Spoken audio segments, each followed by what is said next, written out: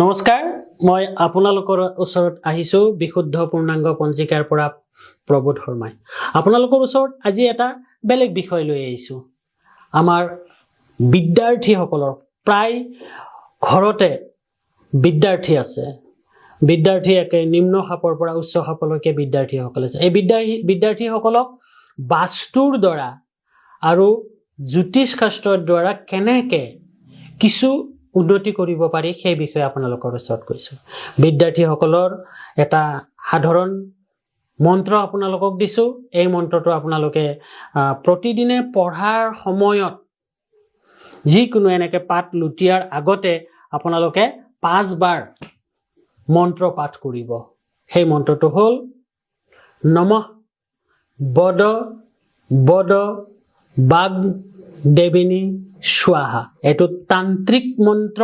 তন্ত্ৰ জড়িত মন্ত্ৰ ইয়াত কোনো সুৱা ভাল স্নান কৰা নকৰা ভাল বেয়া খোৱা নোখোৱাৰ লগত কথা নাই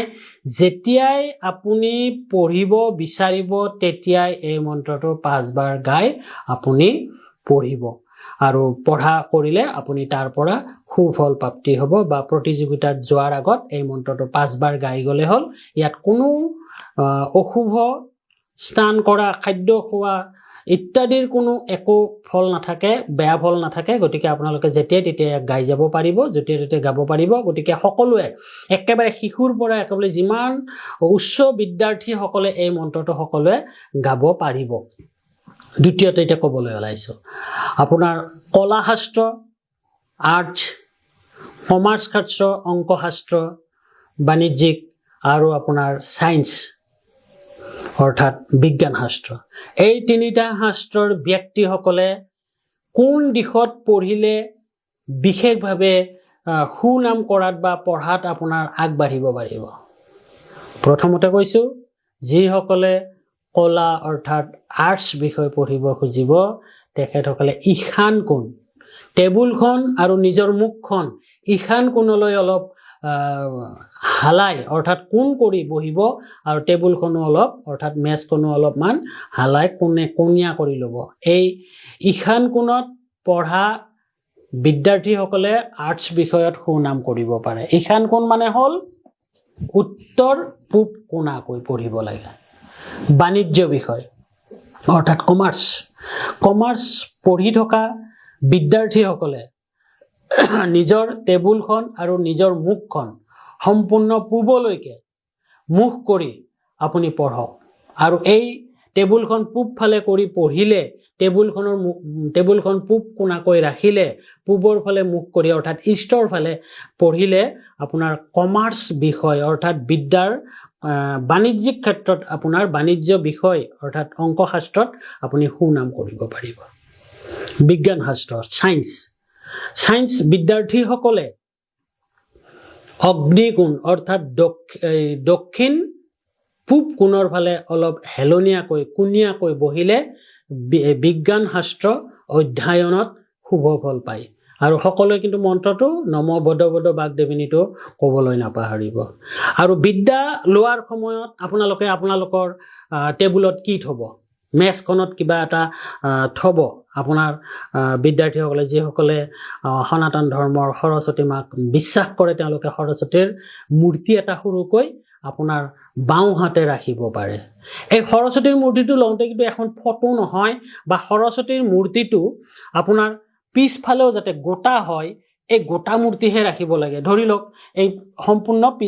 পিছফাল থকাটো মূৰ্তি ল'ব লাগে গতিকে তেনেকুৱা মূৰ্তিহে ব্যৱহাৰ কৰিব আপুনি এখন ফটো বা পিছফালে কটা থকা এফাল থকা মূৰ্তি ব্যৱহাৰ নকৰিব আৰু যিটো মূৰ্তিটো যেতিয়া থব এটা বগা পাত্ৰ অৰ্থাৎ ৰূপৰ পাত্ৰ বা ষ্টিলৰ পাত্ৰ বা শংখৰ ওপৰত আপুনি সৰস্বতী মাক ৰাখি থব পাৰে তাত এইটো হ'ল আপোনাৰ আৰ্টছ কমাৰ্চ আৰু সায়েন্স তিনিওটাৰে একেটাই বাওঁফালে ৰাখিব নিজৰ শৰীৰৰ এতিয়া আপোনাৰ ধৰক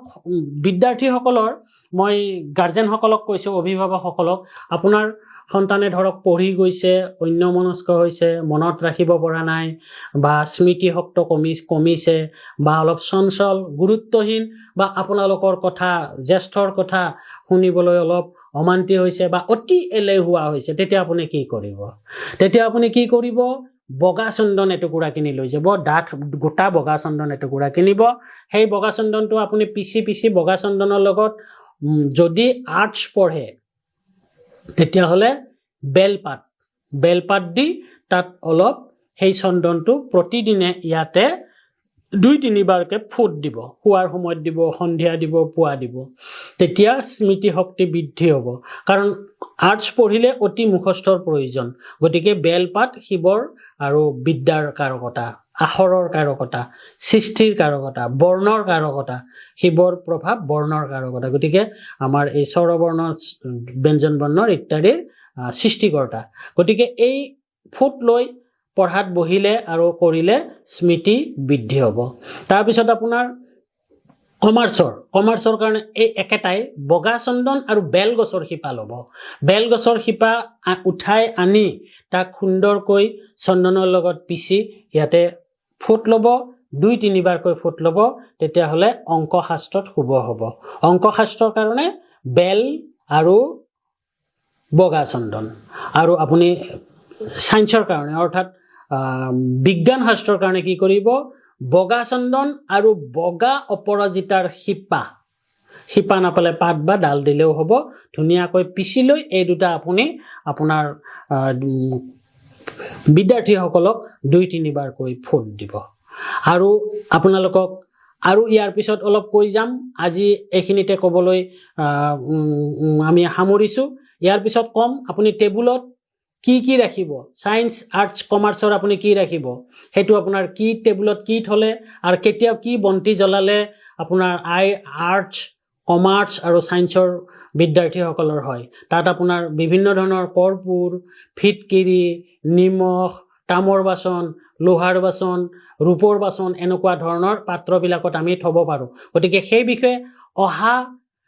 অহা যেতিয়া আপোনাক আকৌ দিম তেতিয়া আপোনাক এই বিষয়ে কম আজি এইখিনি কৈ নমস্কাৰ